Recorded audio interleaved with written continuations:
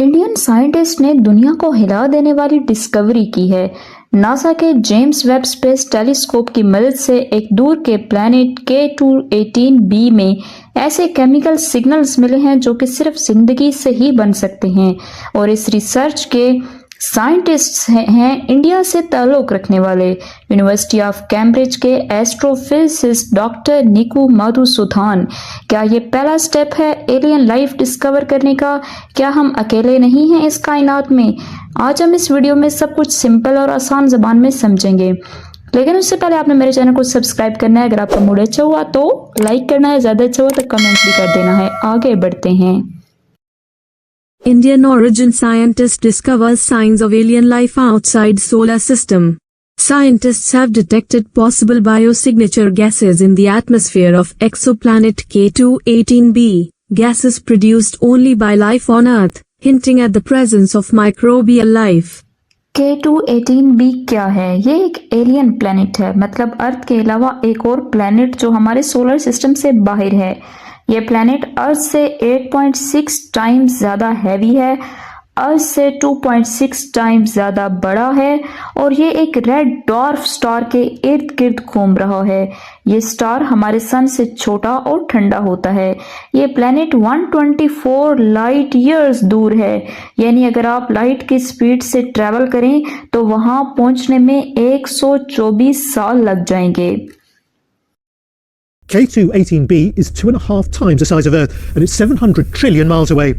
The James Webb Space Telescope is so powerful it can analyze the chemical composition of the atmosphere from the light that passes through it from the small red star it orbits. Its chemical signature seems to suggest that it contains molecules which on Earth can only be produced by living organisms, and it's such a strong signal that if it is home to life, it's plentiful. James Webb space telescope एक advance telescope है जो space में लगा हुआ है। इसका काम दूर दूर के स्टार्स और प्लैनेट्स को देखना है, उनके एटमॉस्फेयर्स को एनालाइज करना है। इसने जब K2-18b के एटमॉस्फेयर का एनालिसिस किया तो उसने दो गैसेस डिटेक्ट की।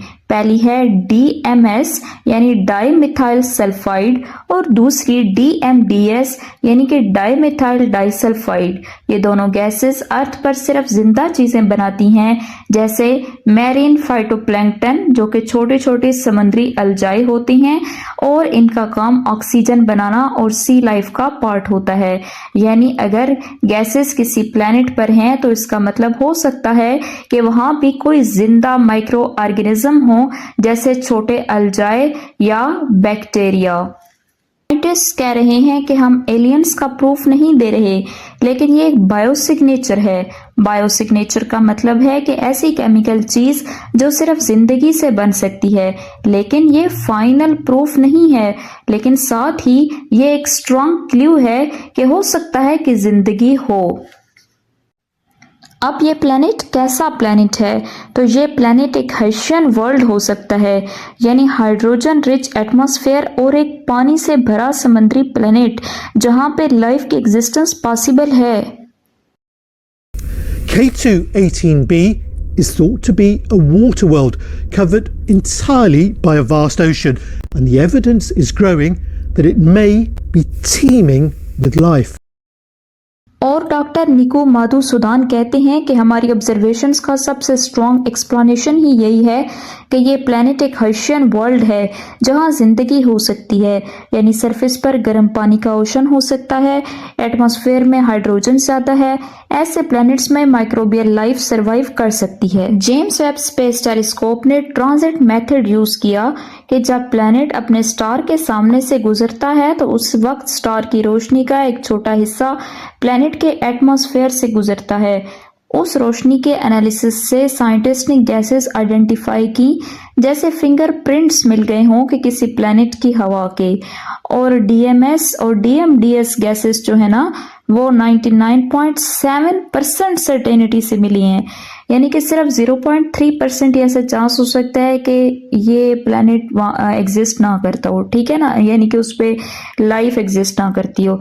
लेकिन साइंटिस्ट अभी भी डबल चेक करना चाहते हैं। Doctor Niku Madhusudhan Indian origin scientist हैं जो कि यूनिवर्सिटी ऑफ कैम्ब्रिज के रिसर्चर हैं। उन्होंने इस रिसर्च को लीड किया और ये पेपर पब्लिश हुआ है एस्ट्रोफिजिकल जर्नल लेटर्स में। उनका कहना है कि यहाँ एक ट्रांसफॉर्मेशनल मोमेंट है एस्ट्रोबायोलॉजी के लिए। पहली दफ़ा हम लाइफ के साइंस ढूंढने के इतने करीब हुए हैं।